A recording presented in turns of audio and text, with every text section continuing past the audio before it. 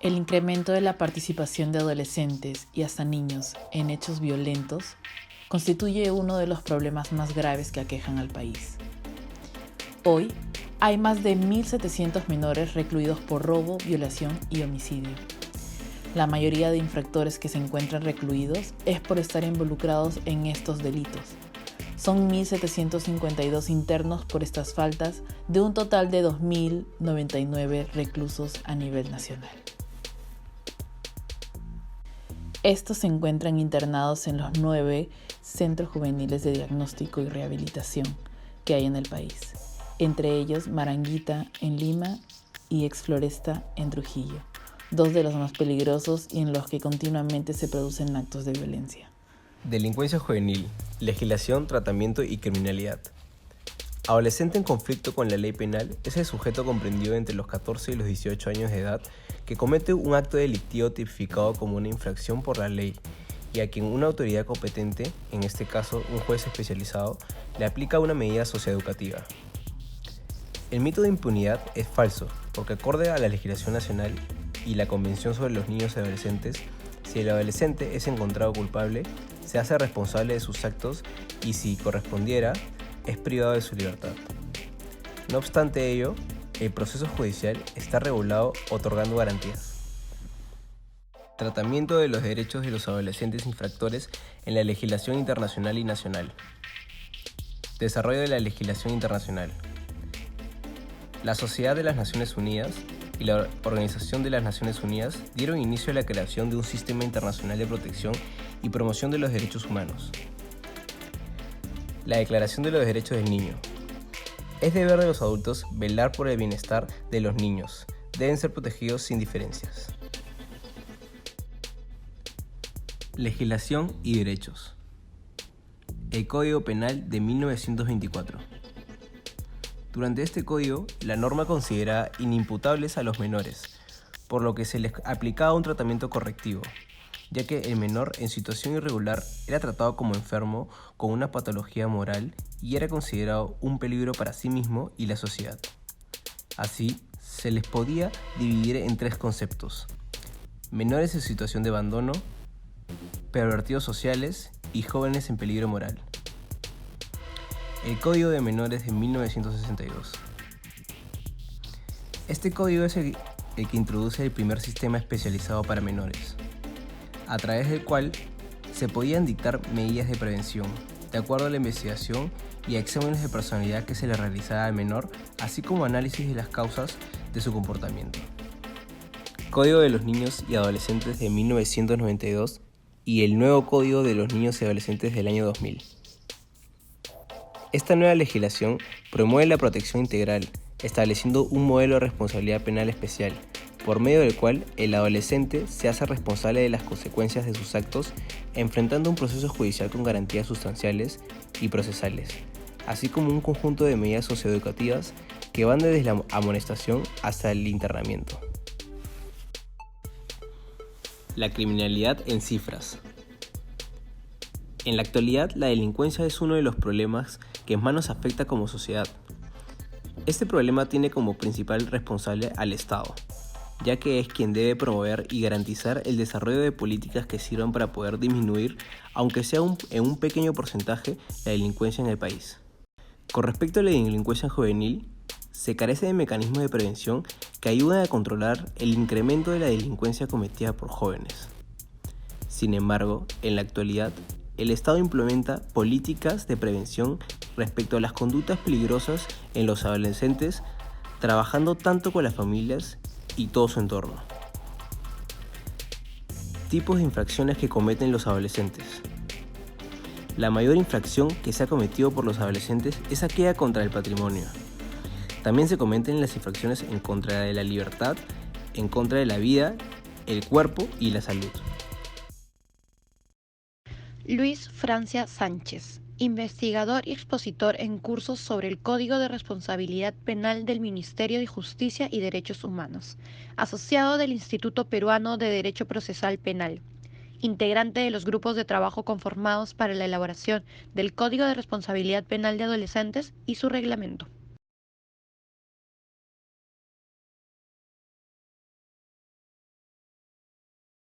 A ver, yo creo que a nivel normativo se ha avanzado mucho. ¿Okay? Hay un conjunto de normas de protección al niño y al adolescente que están plasmados en el Código de Niños y Adolescentes, en el nuevo Código de Responsabilidad Penal de Adolescentes para el tema de infracciones, pero también otras normas, por ejemplo, la Ley sobre Interés Superior del Niño, la norma que prohíbe el maltrato a nivel escolar. Hay un conjunto, por ejemplo, de normas a nivel de lo que es delito de trata y mecanismos de protección y asistencia para los niños. Hay protocolos en relación a la atención y cuidado que debería tener en instancia judicial, etcétera, etcétera, etcétera. En ese punto, o sea, en lo que es desarrollo normativo nos falta algo, pero yo creo que estamos muy alineados a lo que dice la convención, ¿ok? Y yo creo que en la línea de lo que dice el Comité sobre Derechos del Niño, el problema está en la aplicación de las normas. A ver, la convención plantea un cambio de óptica en relación al niño, niña y adolescente, para no ser un objeto, sino un sujeto de derechos. El sujeto de derechos implica que su opinión sea atendida, que su consideración en cuanto al desarrollo de la persona implique que se deba considerar que, a ver, no es que un día es un niñito de un año, así, ¿no es cierto? Y al día siguiente cumple 18 y listo. No, conforme avanza, él tiene un conjunto de autonomías que deben ser respetadas. Exacto, ¿es verdad? Hay una progresividad en esa autonomía, pero en muchas ocasiones los operadores no lo consideran. Y por otro lado, ya en otro nivel, las políticas públicas para atender las necesidades de los niños, niñas y adolescentes es bastante limitada, ¿no?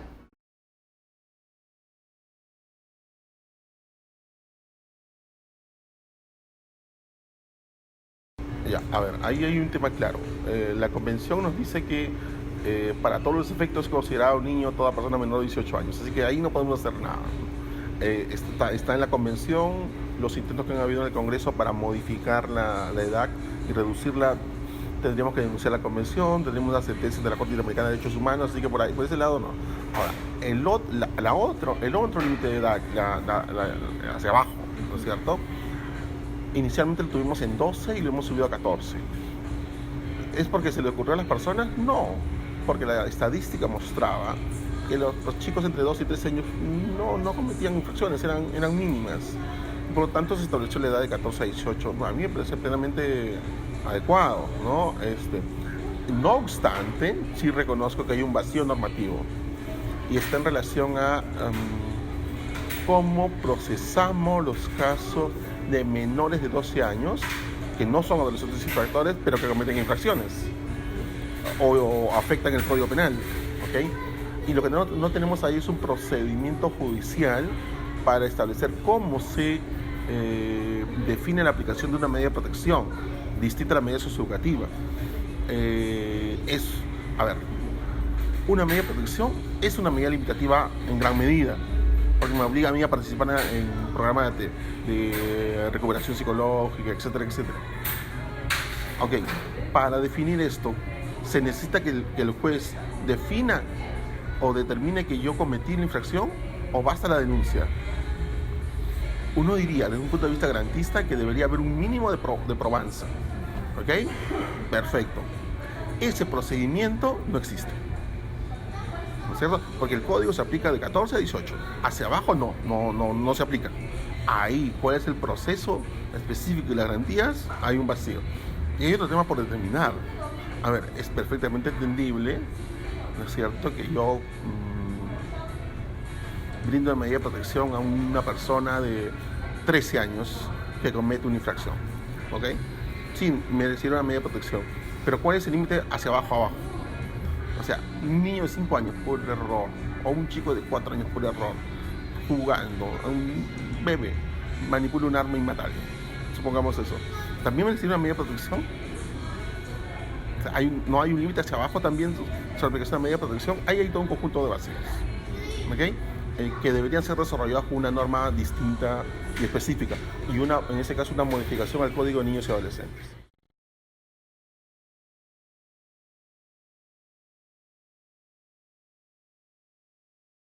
A ver, ahí hay un tema por aclarar.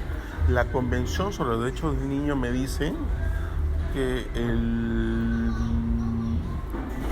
la persona o el menor de edad sometido a un proceso judicial debe tener las mismas garantías que un adulto.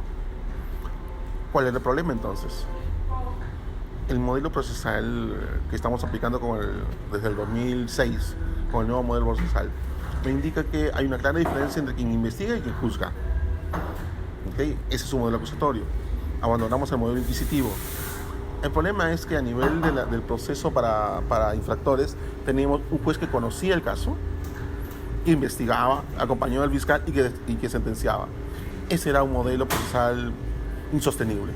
O sea, no le podíamos brindar al adulto un modelo procesal de garantías, con separación de funciones, y someter al adolescente a un modelo procesal inquisitivo.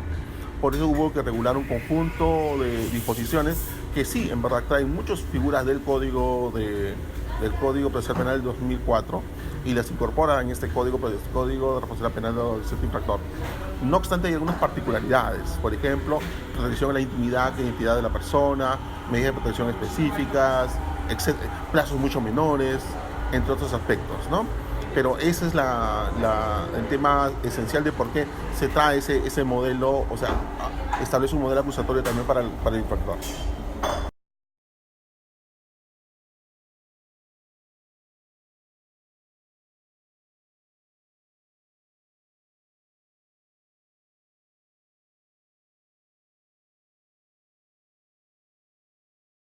A ver, son varias preguntas, pero creo que pueden ser atendidas en un cierto orden, ¿ok? A ver, hablar de saber cuáles son las causas de la criminalidad que es un poco complicado. No obstante, sí hay algunos estudios. Por ejemplo, hay un censo del año 2016 donde se ha hecho entrevistas a todos los adolescentes privados de libertad y se han tenido cierta información. En punto a lo que usted señalaba, consumo de drogas sí es un factor, pero no es un factor determinante. En muchos casos, en gran medida, uno de los factores que inciden, no digo que siempre sea así, o sea, no es un tema mecánico, ¿verdad? Es el tema de la ausencia de control o de una familia desligada o desestructurada, ¿no? Que hace entonces que la familia ya no actúe como una instancia de control social sobre la persona. Ese tiene una alta incidencia. Ojo, no solamente en adolescentes, también en adultos. Porque el mismo año se hizo una encuesta muy parecida al caso de adultos privados de libertad y la estadística es muy parecida. No similar, pero sí muy parecida. En ese contexto, creo que ese es un factor determinante. Cuando la familia se desestructura y no tiene un soporte el niño, no tiene mecanismo de control, entonces se incide en ello. Ojo, los estudios, hay estudios de Hugo Morales para el caso peruano y otros de fuera, indica también que en el caso de los infractores hay ciertas conductas que son propias de la edad. O sea, la adolescencia es una etapa de oponerse a las cosas, de enfrentarse a la autoridad, sea el padre, sea la escuela, es un periodo de rebeldía. En ese contexto, circunstancialmente puede haber una infracción, sí, pero es una infracción única, por así decirlo. Es la única vez que el adolescente va a infringir la norma, más si es detenido y es internado en un centro juvenil. Entonces ahí hay situaciones por diferenciar. Estudios indican que en ocasiones ese tipo de infracciones que son circunstanciales y que nunca más se van a volver a elegir, porque, por ejemplo, el adolescente sí tiene una familia que lo puede controlar, etcétera, etcétera, y incluso ni siquiera necesita tratamiento. ¿Okay? Ahora, ¿cómo determinar si esta es una situación circunstancial o en verdad es el inicio de una carrera delictiva? Los informes de los equipos técnicos interdisciplinarios del Ministerio Público, de los centros juveniles, sirven mucho para ello. ¿Okay? En ese contexto creo que hay que entender que no toda infracción tiene las mismas particularidades y que hay adolescentes y adolescentes.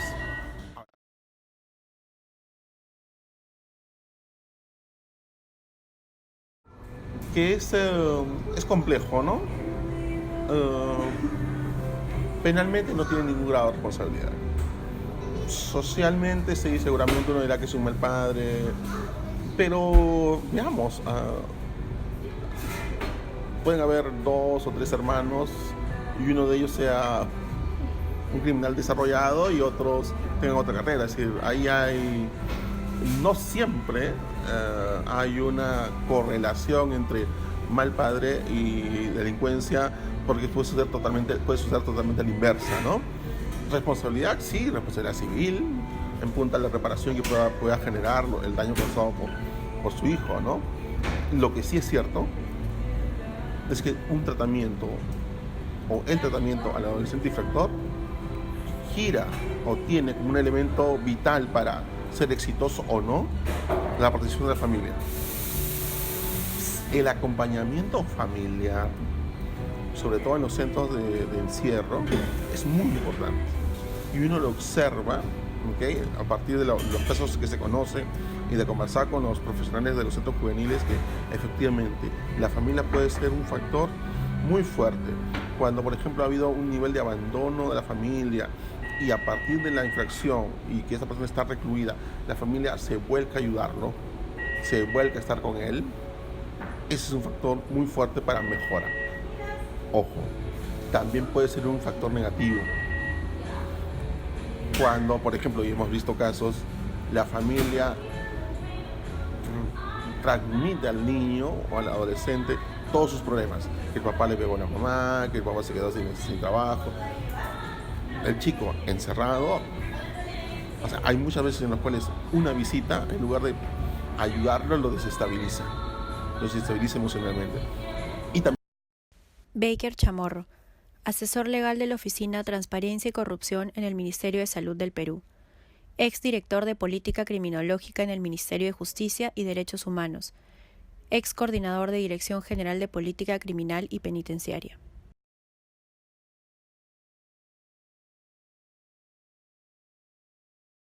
Entre factores individuales y factores sociales.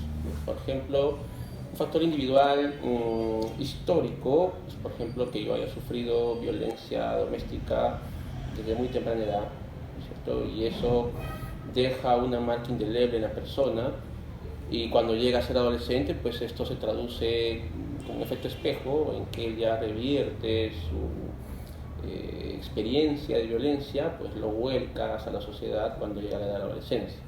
Entonces, haber tenido una historia de violencia podría ser un factor, siempre incondicional, porque evidentemente van a haber niños que han sufrido mucha violencia y no necesariamente van a ser infractores de la ley penal. Y también podemos tener un factor como el consumo problemático de drogas, otro puede ser la deserción escolar, el bullying escolar, o factores incluso de trastornos psicológicos, o como factores como, por ejemplo, individuales como la ira o la intolerancia, que a veces en las personas están con mayores o menores niveles, y digamos, con la conjunción de estos, y en el barrio y en el entorno, podrían empujar a un adolescente, ¿no?, a que se involucre en conductas de infracción a la ley penal.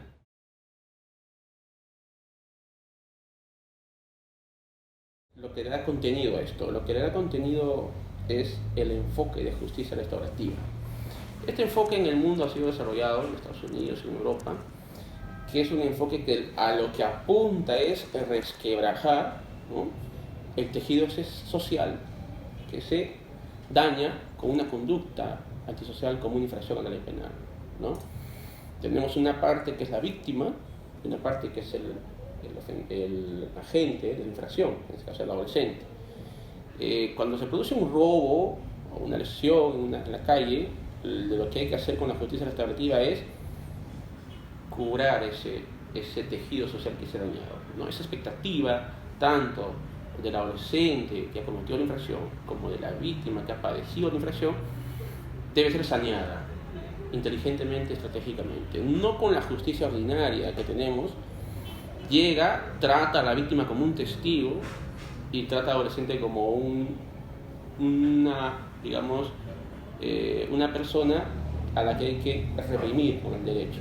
Sino lo que hace la justicia restaurativa es ingresar, ¿no es cierto?, al perfil criminógeno del adolescente, explicar por qué ha cometido la infracción atender esa necesidad criminógena individual que tiene él. Es posible que tenga consumo problemático, ¿no? O tenga, ya no esté en el colegio, no tenga acceso a ninguna oportunidad de acceder a una oportunidad laboral, y atenderlo con este programa de justicia, que hoy se ha cristalizado en un programa de justicia restaurativa, ¿no? Que lo lidera el Ministerio Público. Y a la víctima también, darle una atención tiene una visión victimocéntrica, digamos, en que no solamente atienden al adolescente, sino también se atiende a la víctima, por igualdad, se le da una asistencia psicológica, y lo que procura el enfoque es que luego estas dos partes se sienten en una mesa con un mediador que, digamos, en un acto que se llama una práctica restaurativa, puedan ellos, digamos, conciliar, expresar sus necesidades, que pasó ese día el robo, ¿no? Y ambos terminan, digamos, pidiendo al otro qué es lo que desearía a futuro, ¿no? Entonces esto se ha visto mucho, que manda un mensaje psicológico muy potente al adolescente, de humaniza a su víctima, ¿no? Y la víctima humaniza a su agresor.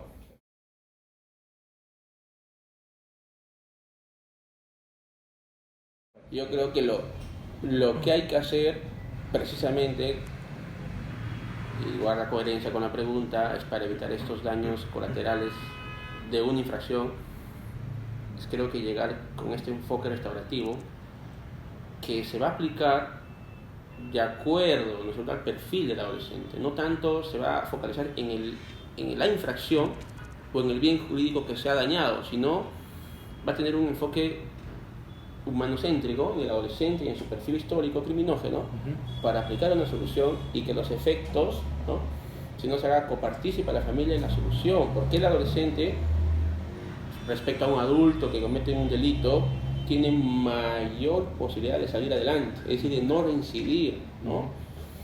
Por eso es una medida socioeducativa la que se le aplica. Entonces, creo que lo que hay que hacer es aplicar la justicia restaurativa con aquellos perfiles a los que resultaría adecuado. Pero hay otros perfiles de adolescentes que no necesariamente están en este rango, o cometen daños o infracciones que podrían ser puestas en una mesa frente a su víctima. Por ejemplo, ¿no?, que esté involucrado en sicariato, un adolescente, o que homicidio, violación sexual, que son delitos, digamos, pues, de una mayor gravosidad, infracciones de mayor gravosidad, en los que sí ya no calza ni la remisión fiscal ni tampoco el enfoque restaurativo. Entonces, frente a esta diferenciación de perfil criminógeno, el Estado, y el Código lo dice, tiene que tener la capacidad de establecer frente a qué perfil criminógeno de adolescente estamos, y de acuerdo al perfil podríamos optar por la justicia restaurativa, ¿no?, o por una medida ya de, puede ser internamiento, para darle un tratamiento intensivo, psicológico intensivo. Entonces yo creo que ser más estratégico con este perfil criminógeno, que es la base de todo, determinar el perfil, y por eso se habla de una evaluación multidimensional, como es el BRA y el SABE, que son evaluaciones, herramientas que el Estado peruano recién está implementando, para en sede policial, cuando sea detenido, ¿no?, se establezca qué perfil de adolescente tenemos enfrente. Y para establecer el perfil, tiene que ir el psicólogo, el trabajador social, el educador, un equipo multidisciplinario, un test muy riguroso, y establecer en qué nivel de compromiso tenemos este adolescente frente a la infracción. Y en función a ello darle una respuesta judicial mucho más fidedigna, mucho más acorde.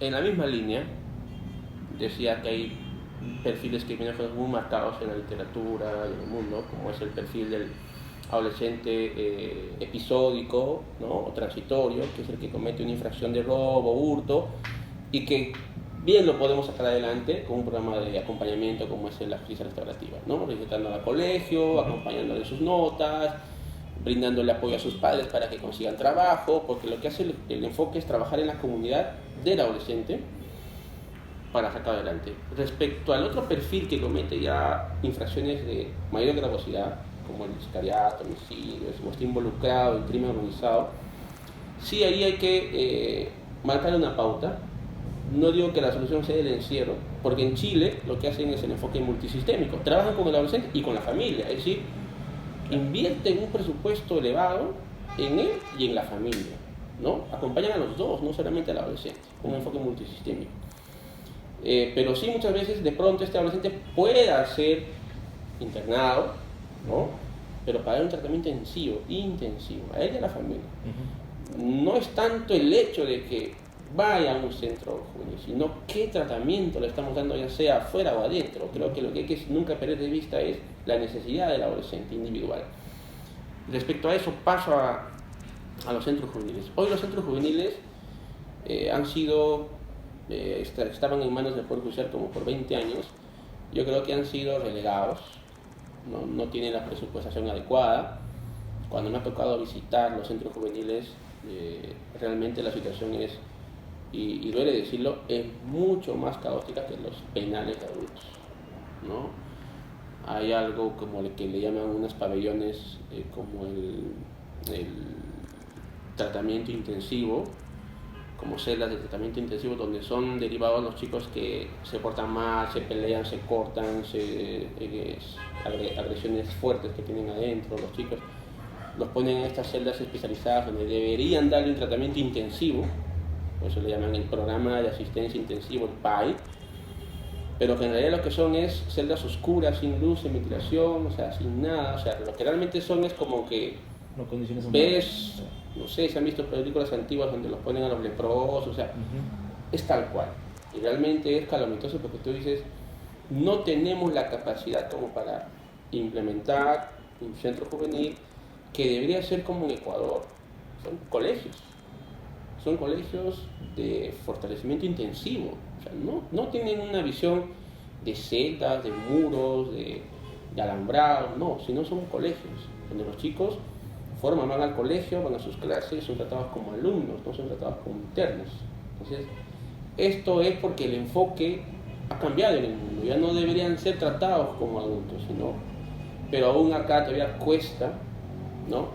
Cuesta que se asuma que una inversión en un centro como Maranga tenga que valer unos 20, 30 millones o más, pero que nos va a permitir tener un colegio de alto rendimiento, en verdad debería ser ella, ¿no?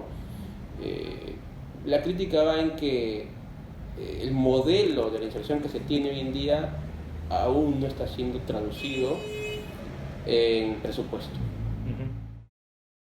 Quería agradecer al profesor Jorge Valencia y a la Cátedra de Derechos del Niño y desearles que toda esta información espero se revierta a favor de la formación de todos ustedes, ¿no? Y haya más estudiantes de Derecho que se involucren en esas temáticas que son innovadores, ¿no? Hay muchos investigadores de adolescentes en el país, como se han desarrollado en otros países, y puedan de pronto motivar pues, mayores investigaciones, mayores compromisos en estos temas, ¿no?